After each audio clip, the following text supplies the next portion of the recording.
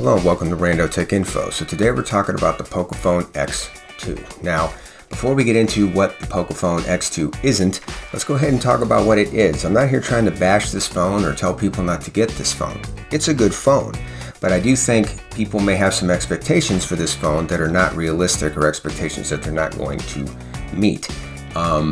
This phone is basically a rebrand of the Redmi K30, which was released in China not too long ago. So it's being rebranded. It looks like it's going to be just rebranded and then released in India on February 4th.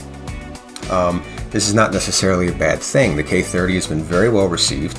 It's got a quad camera, a 120 Hz display, and a big battery, all for under $300. It's a good device, but it's not exactly what the original Pocophone was. The original Pocophone gave you flagship quality specs at a budget level price point. It had an 845 processor in it, which was the best processor you could get in a phone at that time. So it was by definition a flagship killer because it was giving you that top quality specs for that budget phone price point. And it wasn't just one of the best value phones of 2018. Some people believe it to be, including myself, to be one of the best bang for your buck phones of all time. Great device for the money. That's not exactly what the new Pocophone is.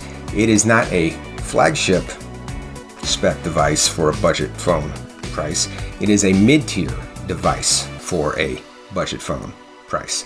For under $300, you're getting the 700 series processor chip in it, not an 800 series processor chip in it. Now, a lot of people are going to argue, what's the difference? For a normal user, it really doesn't matter. They're not even going to notice much of a difference, and there's a strong argument to be made there. Once again, I'm not saying not to get this phone or that it's not a good phone. What I am saying, though, is the original Pocophone was just revered for having that top-level processor, that top-level spec sheet for a very low price.